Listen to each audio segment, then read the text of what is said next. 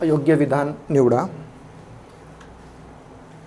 रक्तवाहिन्यांच्या भित्तिकेवर रक्ताने प्रयुक्त केलेल्या दाबाला रक्तदाब किंवा BP म्हणतात. बरोबर आहे.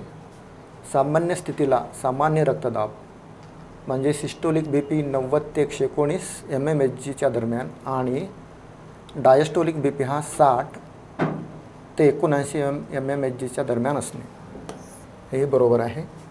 वर उल्लेखलेल्या नॉर्मल BPपेक्षा जर BP कमी झाला तर उच्च रक्तदाब किंवा उच्च ताण म्हणतात. चुकीचं आहे. जर BP जास्त झाला तर हायपरटेन्शन म्हणतात. उच्च ताणासारखा आजार टाळण्यासाठी आपल्या आहारात क्षारांचे प्रमाण 5 ग्रॅम प्रतिदिन एवढे असावे सामान्यतः. बरोबर आहे.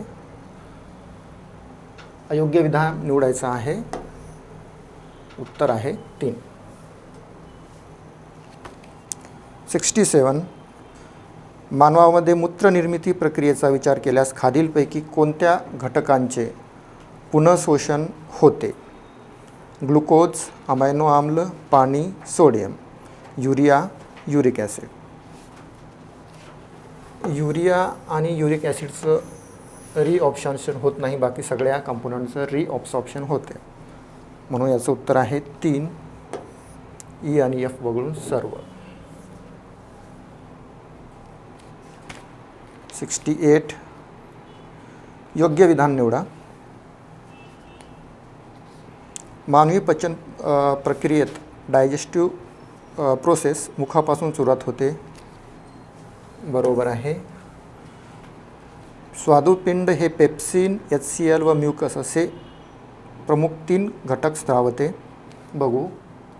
जठर ग्रंथी अमायलेज, ट्रिप्सिन व लायपेज असे 3 घटक स्त्रावते. ओके.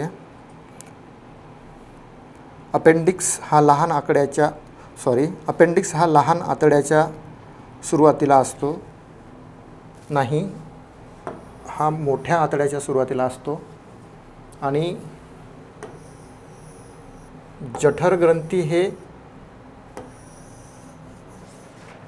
पेप्सिन, HCl आणि म्युकस असे 3 घटक स्त्रावते. आणि स्वादुपिंड हे अमायलेज, ट्रिप्सिन आणि लायपेज असे 3 घटक स्त्रावते. म्हणून योग्य उत्तर आहे फक्त 1. 69. संप्रेरके आणि त्यांचे कार्य यांच्या जोड्या जुळवायच्या आहेत. GH किंवा STH, TSH, GST, प्रोलॅक्टिन किंवा LTH. ग्रोथ हार्मोन हाडे, स्नायू यांची वाढ आणि उंची वाढवते किंवा कमी करते. TSH थायरॉइड स्टिम्युलेटिंग हार्मोन हा थायरॉइड ग्रंथीवर नियंत्रण ठेवतं. GTH बीजोत्पादक संप्रेरक स्त्री व पुरुषांमधील जनन ग्रंथावर नियंत्रण ठेवतो. हाच प्रश्न 2020ला विचारला होता. एका लहान मुलाचा ॲक्सिडेंट झाला तर काय होईल, अशा प्रकारे. प्रोलॅक्टिन किंवा LTH स्तनग्रंथी किंवा दुग्ध निर्मितीशी संबंध आहे. उत्तर आहे 3. पुढचा प्रश्न. पेशीवर हल्ला करणाऱ्या विषारू सूक्ष्मजीवांना, उदाहरणार्थ जीवाणू, विषाणू यांना संपवण्याचे कार्य खालीलपैकी कोण करते? पेशी केंद्रक, न्यूक्लियस, गोल्गी काय, गोल्गी ॲपॅरेटस, लयकारिका आणि तंतुकणिका. तर हे काम करतं लयकारिका, लिसोसोम्स. 71. अयोग्य पर्याय निवडायचा आहे. ऊतींचे प्रकार व सर्वसाधारण कार्य. स्तंभीय ऊती किंवा कॉलमनार इपिथेलियम, संयोजी ऊती, अस्थि किंवा बोन, ऐच्छिक ऊती, व्हॉलंटरी मस्क्युलर टिश्यू, चेता ऊती, नर्वस टिश्यू. आणि त्यांचे कार्य. स्तंभीय अस्थिउशी बरोबर आहे. पचकारक स्तरले जाते व पचलेल्या अन्नातील पोषक द्रव्याचे शोषण केले जाते, बरोबर आहे. संयोजी युती, बोन्स, स्नायूंना घट्ट ठेवणे, शरीराची आधार चौकट बनतात, बरोबर आहे, बोन्स. व्हॉलेंटरी मस्क्युलर टिश्यूचं शरीराच्या हालचालीवर नियंत्रण ठेवणे, बरोबर आहे. चेतावती, वायू, अन्नातील पोषक द्रव्ये व संप्रेरके यांचे शरीराच्या विविध भागांकडे वहन करणे. नाहीतर हे रक्ताचं कार्य आहे, ब्लड, आणि रक्त हे कनेक्टिव्ह टिश्यूचा प्रकार आहे. म्हणून उत्तर आहे डी. SARS-CoV-2 या विषाणूविषयी योग्य विधान निवडा. या विषाणूमुळे कोविड-19 नावाचा रोग होतो, बरोबर आहे. RNA हा या विषाणूचा जनुकीय घटक आहे, बरं. DNA हा विषाणूचा जनुकीय घटक आहे आणि हा विषाणू एकपेशीय रेट्रोव्हायरस आहे. तर व्हायरस जे असतात किंवा विषाणू यांचं जेनेटिक मटेरियल एक तर DNA किंवा RNA असतं. म्हणून हे दोन्ही ॲट ए टाईम बरोबर असू शकत नाही. कोविड-19च्या बाबतीत किंवा SARS-CoV-2च्या बाबतीत RNA हा त्याचा जनुकीय घटक आहे, म्हणजे हे विधान चूक असलं पाहिजे. आणि हा विषाणू एकपेशीय रेट्रोव्हायरस आहे, तर हो, सगळेच विषाणू हे एकपेशीय असतात. म्हणून याचं उत्तर आहे ABC 3. त्यानंतरचा प्रश्न आहे द्विपार्श्व सममिती. क्वेश्चन मार्कच्या ठिकाणी पर्यायातून काय येईल हे निवडायचं आहे. द्विपार्श्व सममिती किंवा बायलॅटरल सिमेट्री, मनुष्य. बायलॅटरल सिमेट्री म्हणजे दोन समान भागामध्ये डिव्हिजन होतं, तर बरोबर आहे. आणि तारामासाच्या बाबतीत काय होतं, तर ते रेडियल सिमेट्रीमध्ये असतं. तारामासा रेडियल सिमेट्रीमध्ये असतं. उत्तर आहे 2, अरीय सममिती. त्यानंतर आहे 74. खाली दिलेल्या 3 व्यक्तींची माहिती अभ्यासा. संतोष, सोनू आणि नीना यांची उंची दिलेली आहे आणि वजन दिलेलं आहे. ब्रोका इंडेक्सनुसार कोण्या व्यक्तीचे वजन उंचीच्या प्रमाणात कमी किंवा जास्त आहे, अंडरवेट आहे, अंडरवेट टू हाईट हे सांगायचं आहे. तर ब्रोका इंडेक्स काय आहे? ब्रोका इंडेक्स आहे उंची सेंटीमीटरमध्ये वजा 100. तर आता इथं पाहिलं आपण तर संतोषचा ब्रोका इंडेक्स येऊन जाईल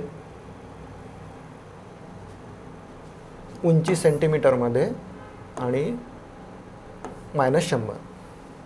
उंची आहे 171, 71 येईल, तर 66, 60. आणि या ब्रोका इंडेक्समध्ये ±10% व्हेरिएशन अलाउड आहे.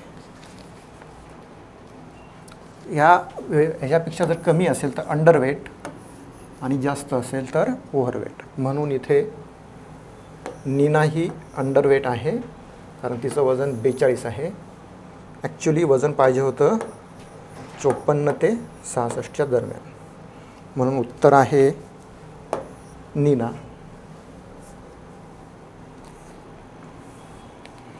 सांध्याचे प्रकार आणि उदाहरणे जोड्या लावायचे आहेत. हिंज जॉईंट किंवा बिजागिरीचा सांधा, ball and socket joint, gliding joint आणि उदाहरणे. हिंज जॉईंट कोपरा असं त्याची मूवमेंट होते. उखळीचा सांधा, बॉल आणि सॉकेट, खांदा आणि सरकता खांदा, ग्लायडिंग जॉईंट हाताचे मनगट. याचं उत्तर आहे 3, 3, 2, 1. त्यानंतरचा प्रश्न आहे 76. अयोग्य विधान निवडा. सार्वदेशिक रोग म्हणजे जे रोग जगभर पसरलेले आहेत, उदाहरणार्थ कोविड-19, एड्स. बरोबर आहे. जे रोग आपल्या शरीरात खूप काळ राहतात त्यांना तीव्र रोग किंवा ॲक्यूट डिसीज म्हणतात. तर नाही, कधी कधी आयुष्यभर सुद्धा राहतात, तर त्याला तीव्र किंवा ॲक्यूट म्हणत नाही, तर जुनाट रोग, इंग्रजीमध्ये क्रोनिक डिसीज म्हणतात, म्हणून ही चूक आहे. दुसरं पण पाहून घेऊ. जे रोग विशिष्ट भागात आढळतात त्यांना प्रदेशनिष्ठ रोग म्हणतात. बरोबर आहे. आणि जे रोगजंतूमुळे होतात त्यांना संक्रामक रोग किंवा इन्फेक्शियस डिसीजेस म्हणतात. बरोबर आहे. त्यानंतरचा प्रश्न आहे किरणोत्सारी मूलद्रव्याच्या अणुकेंद्रकातून कोणते कण उत्सर्जित होतात? बरोबर आहे, रेडिएशन. अल्फा कण बरोबर आहे, बीटा कणही बरोबर आहे, गॅमा कण बरोबर आहे, मेटा कण वगैरे काही नाही, ते फेसबुकचं नाव बदलल्यामुळे उगाच टाकलं. मेटाव्हर्स काहीतरी नाव झालेलं आहे फेसबुकचं. उत्तर आहे डी वगळून.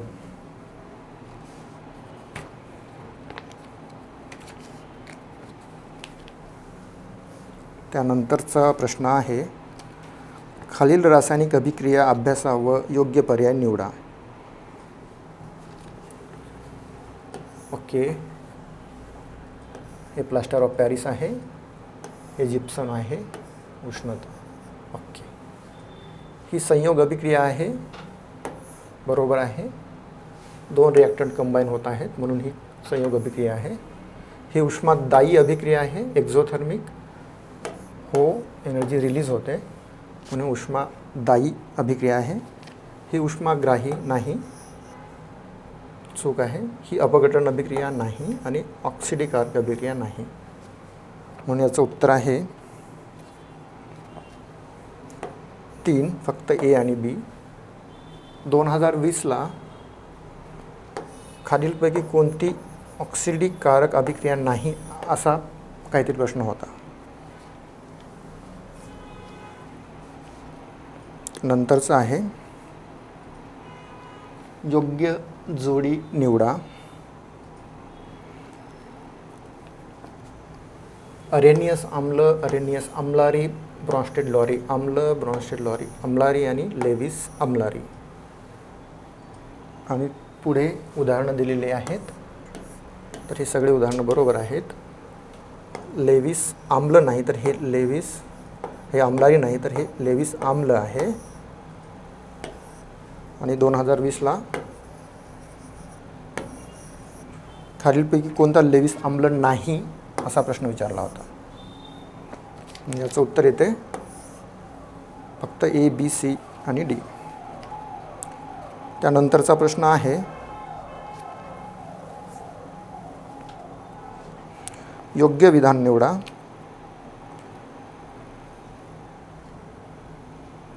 जी कार्बनी संयुगे आणि नायट्रोजन यांच्या सहसंयुत बंधाने तयार होतात त्यांना हायड्रोकार्बन असे म्हणतात. हायड्रोकार्बन,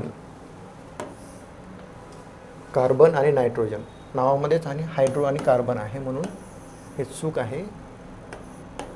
तर हायड्रोजन पाहिजे. कार्बन आणि हायड्रोजननी बनणाऱ्याला हायड्रोकार्बन म्हणतात. ठीक आहे. त्यानंतर आहे ज्या हायड्रोकार्बन्समध्ये कार्बन कार्बन एकेरी बंध असतो त्यांना संतृप्त हायड्रोकार्बन्स म्हणतात. बरोबर आहे. एकेरी बंध असतो. जर दुहेरी किंवा तिहेरी बंध राहिला असता तर त्याला आपण असंतृप्त हायड्रोकार्बन म्हटलं असतं. कार्बन कार्बन अणू स्वतःशीच बंध तयार करून लांब साखळी तयार करतात व त्यापासून कार्बनची अपरूपे तयार होतात. बरोबर आहे. MPSCचा आवडता प्रश्न. हिरा, ग्राफाईट, फुलरिन आणि ग्राफिन ही त्याची उदाहरणं आहेत. आता अपरूपामध्ये काय, अपरूपांचे रासायनिक स्वरूप वेगवेगळे असते पण भौतिक स्वरूप समान असते. नाही.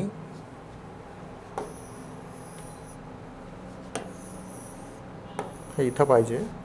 अपरूपांचे भौतिक स्वरूप वेगवेगळे असते पण रासायनिक स्वरूप समान असते. म्हणजे उत्तर आहे 3 ए आणि डी.